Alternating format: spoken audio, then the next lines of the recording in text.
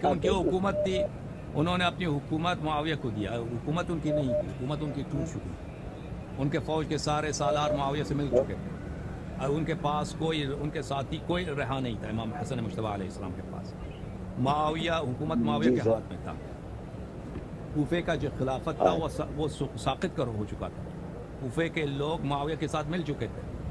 امام حسن مجتبیٰ علیہ السلام اگر لڑائی کرنے پہ اصرار کرتے تو وہ شہید ہو جاتے، اور نہ صرف وہ شہید ہو جاتے بلکہ پورے عراق میں، مدینے میں جتنے بھی ان کے چاہنے والے تھے،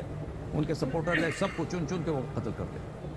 تو انہوں نے صلح کیا تاکہ ان کی جان بچائی جائے، ان کے اپنے اہل خانہ اہل بیت علیہ السلام کی جان بچائی جائے، ٹھیک ہے نا؟ اس لیے انہوں نے صلح کی، معاویہ سے صلح کیا۔ اب آپ کہتے ہیں بیعت کی ہے، بیعت اس طرح جو آپ کہتے ہیں سر بیعت نہیں کی ہے، بس حکومت ان کو چھوڑ دیا ہے، حکومت ان کے لیے ترک کر دیا ہے، حکومت معاویہ کے لیے ترک کر دیا ہے، اس لیے کہ ان کی اپنی حکومت بچی ہی نہیں۔ حکومت جب اپنی کولapس کر جاتی ہے، حکومت جب ساقط ہو جاتی ہے، معاویہ نے اتنے پیسے خرچ کیے تھے عراق میں، رشوتیں دی تھی فوج کے سالاروں کو، اور فوج کے سالار بھی کرپٹ تھے،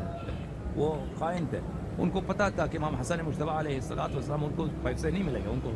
ان کو غداری کرنے کے، چوری کرنے کا، اور ان کو ناجائز بیت المال سے ناجائز فائدہ اٹھانے کا اجازت نہیں دے گا، تو وہ لوگ معاویہ کے ساتھ مل چکے تھے، تو اس لیے ان کی حکومت تھی نہیں کہ وہ حکومت کو انہوں نے تسلیم کیا۔ اوکے، کچھ لوگ کہتے ہیں حضرت معاویہ معصوم نہیں ہے، ان نے حضور سے جنگ کی ہے۔ حضرت معاویہ رضی اللہ تعالیٰ عنہ نے نبی پاک سے کوئی جنگ نہیں کی، حالت کفر میں کوئی جنگ نہیں کی۔ اگر آپ کوئی صحیح روایت دکھا دیں جس میں ہو کہ اس جنگ میں حضور آئے ہیں اور اس جنگ میں حضرت معاویہ کافروں کی طرف سے مل کے لڑنے آئے ہیں، اس جنگ کا نام آپ بتا دیں، انعام مجھ سے لے لیں۔ حضرت معاویہ کو تو ان کی اماں جان حضرت ہندہ رضی اللہ عنہ نے پڑھنے بھیجا تھا ملک شام، ایک یونیورسٹی میں، اتنے ماہر کاتب بنے تھے کہ ان کے مقابلے میں لکھنے والا کوئی نہیں تھا، پڑھے لکھے آدمی، اس زمانے کے یونیورسٹی کے ٹاپر ہیں، ایسے نہیں۔ حضرت معاویہ وہ بندے جن کے لیے کہا جاتا ہے نا کہ عرب کے 4 ذہین ہیں، ان میں ایک ذہین حضرت معاویہ کا نام ہے۔ جب یہ ایمان لائے تھے تو حضور پاک نے فوراً انہیں قرآن پاک لکھنے کے لیے اور اپنے خطوط لکھنے کے لیے مقرر فرما دیا تھا، تو اتنا پڑھا لکھا آدمی ہے، تو یہ تو ان دنوں میں وہیں تھے، جنگ میں نہیں آئے حضور کے مقابلے میں۔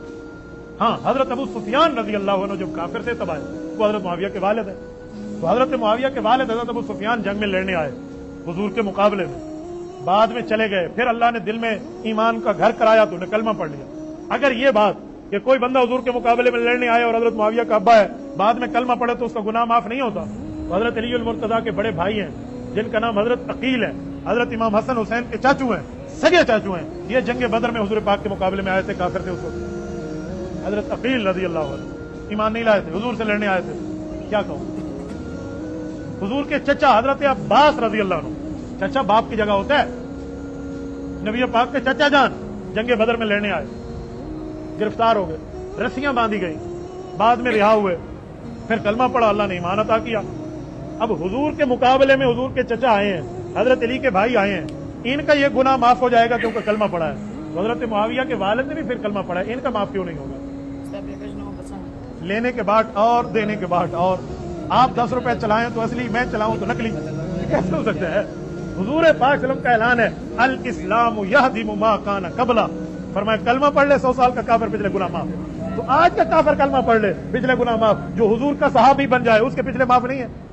کہ حضرت علی معصوم ہے۔ معصوم کا مطلب آپ سمجھے نہیں ہیں، معصوم کہتے ہیں جو نبی ہو، معصوم، عاصمہ، عصمت، اس کا مطلب ہوتا ہے جس سے گناہ ہو ہی نہیں، اسے معصوم کہتے ہیں، اور وہ نبی کی ذات ہے۔ ہاں، صحابہ میں کئی صحابی ایسے ہوں گے جن سے کبھی گناہ نہ ہوا ہو، کئی ہوں گے، میں حضرت علی المرتضیٰ کو نعوذ باللہ گناہ گار تو نہیں کہہ رہا، حضرت ابو بکر ہیں، پوری زندگی میں کوئی ایک گناہ ثابت کر کے آپ دکھا دیں، کوئی دکھا دیں، تو ہم حضرت ابو بکر کو پھر معصوم کہہ دیں گے؟ ایسے حضرت علی المرتضیٰ آپ نہیں معصوم کہہ سکتے، معصوم صرف نبی کو کہنا چاہیے، جو نبی ہے وہ معصوم، جو صحابہ ہے وہ محفوظ ہے۔ محفوظ کا کیا معنی؟ اگر غلطی ہو جائے تو اللہ معافی دے دے گا،